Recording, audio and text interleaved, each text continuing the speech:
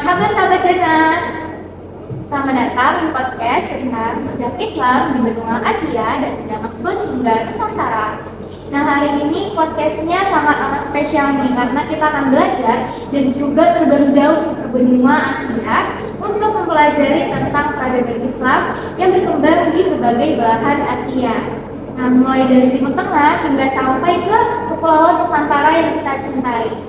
Nah, bersama saya, Nasha Zahra, sudah ada nih narasumber yang cantik-cantik banget nih, Masya Allah, yang akan menemani saya untuk mengisi podcast ini, dan juga nanti mereka akan berbagi tentang kisah dan juga wawasannya. Yuk kita mulai perjalanan ini.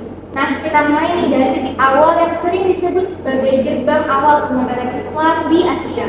Kita mulai di Timur Tengah. Coba kita tanya, kalau kayak cantik ini ya, kita tanya ke Kak Zafika, gimana sih Kak cerita tentang peradaban Islam di daerah sana?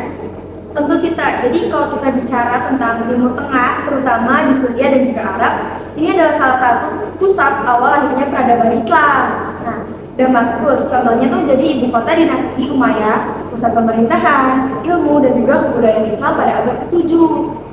Nah, dari sana tuh ajaran Islam tuh menyebar ke berbagai penjuru melalui perdagangan, dakwah, dan juga penaklukan damai.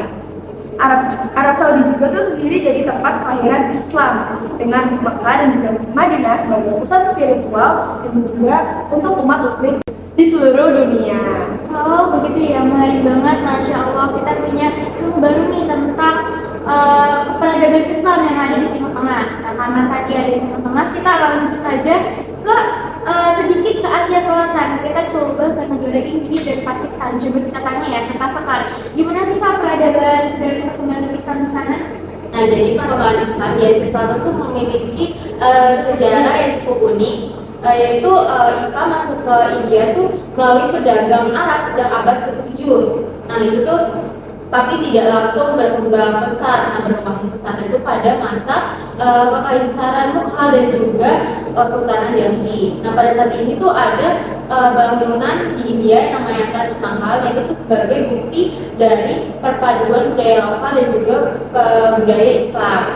Selain itu juga ada tradisi Sufisme yang berkembang pesat di Pakistan dan juga India. Nah, itu tuh memiliki nilai cinta, damai, dan juga spiritualitas yang tinggi yang terasa sampai saat ini.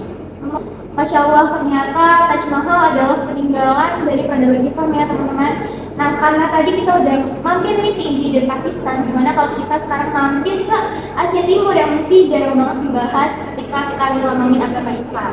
Coba kita tanya nih ke Kak Vanis, gimana sih Kak jejak Islam di daerah Asia Timur itu? Nah, betul banget sih Kak. Islam di Tiongkok itu sudah ada sejak abad ke-8 dibawa para pendagang dari Arab dan Persia. Nah, kaum Bumi dan Timur itu adalah dua komunitas muslim terbesar di sana. Mereka itu membangun masjid dengan arsitek Charles Tiongkok seperti Masjid Gezi di Beijing. Dan di Korea sendiri itu, Islam baru berkembang di era modern, terutama setelah Perang Korea melalui diplomat dan imigran dari Timur. Wah, ternyata keren banget ya teman-teman kalau kita dengerin ini. Ternyata Islam itu hadir dalam berbagai budaya di dunia ya. Nah, karena tadi kita udah masuk ke Asia Timur nih, kita masuk ke benua kita sendiri, ke Asia Tenggara. Kita tanya ke Hadesya, gimana sih Kak peradaban Islam di Asia Tenggara sendiri? Oke, jadi di wilayah ini sebetulnya bukan agama mayoritas, tapi punya jejak kuat terutama untuk komunitas Melayu di selatan Thailand seperti Patani. Nah, dari sana Islam menyebar lewat perdagangan dengan perdagangan dari Arab dan Aceh. Di Laos, Kamboja, jumlah muslim lebih kecil, tapi mereka tetap mempertahankan identitas dan budaya Islam dengan damai berdampingan dengan masyarakat. Oh, seperti itu ya. Karena tadi ini kita udah masuk ke Asia Tenggara, tapi belum menjelaskan tentang Indonesia nih, negara kita sendiri. Gimana kalau kita tanya ke Kak Rahma, gimana sih Kak tentang peradaban Islam yang ada di Indonesia? Oke, tentu sih Kak. Islam masuk ke Nusantara sekitar abad ke-13 lewat jalur perdagangan nih, terutama dari Gujarat dan juga Timur Tengah. Para ulama atau seperti Wali Songo di Jawa ini berperan besar dalam menyebarkan Islam secara damai melalui pendekatan budaya. Nah, selain itu, di Malaysia dan juga Brunei, Islam kemudian menjadi agama resmi di negara. Sedangkan di Singapura, komunitas Muslim itu tetap aktif dan harmonis dalam masyarakat multikultural. Jadi, Islam di kawasan ini tuh berkembang dengan sangat berwarna dan juga toleran. Masya Allah, ternyata Islam tuh punya cerita di wilayah masing-masing ya teman-teman. Nah, karena di sini cuma ada 5 orang nih, pasti teman-teman tanya-tanya kemana sih kak satu orang yang lagi. Nah, sekarang kita udah terhubung nih dengan teman kita yang berbicara dari luar negeri.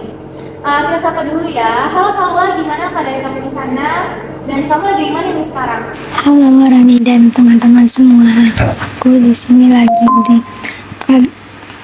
di Tanskin, Uzbekistan. Seru banget bisa ngobrol sama kalian walaupun hanya jarak jauh. Kalau bicara Islam di Asia Tengah seperti di Uzbekistan, Kazakhstan dan Kyrgyzstan. Wilayah ini dulu merupakan bagian penting dari jalur sutra dan pusat ilmu pengetahuan Islam. Tokoh-tokoh besar seperti Imam Bukhari dan Al-Khawarizmi berasal dari sini. Arsitektur Islamnya juga luar biasa indah seperti di Samarkanda dan Bukhara menjadi bukti betapa majunya peradaban Islam di masa lampau. Keren banget, Masya Allah, keren banget ya. Terima kasih Salwa sudah bergabung bersama kami dari jauh dan sudah meluangkan waktunya untuk berbagi kisah dan juga wawasan Salwa kepada podcast hari ini. Jadi kesibukannya gimana nih guys? Kita udah jalan-jalan dari Damaskus di Suriah, lalu kita masuk ke Delhi di India, kita juga sempat nih ke Beijing di Tiongkok, ke Wuhan di Thailand, dan sampai ke Indonesia sendiri. Nah, kita bisa lihat nih bahwa Islam itu tumbuh dengan damai, beradaptasi dan juga memperkaya budaya lokal di seluruh Asia. Nah, sahabat Jannah, itulah perjalanan singkat kita menelusuri jejak peradaban Islam di benua Asia. Semoga obrolan ini bisa menambah wawasan dan juga rasa bangga terhadap sahabat Jannah tentang sejarah Islam yang kaya dan juga beragam. Terima kasih banyak untuk makam yang Masya Allah cantik banget yang telah menemani kita hari ini di podcast untuk berbagi kisah dan juga wawasannya mereka. Nah, terima kasih juga kepada teman-teman pendengar yang sudah setia untuk mendengarkan podcast ini sampai akhir. Semoga banyak yang bisa diambil dari podcast hari ini.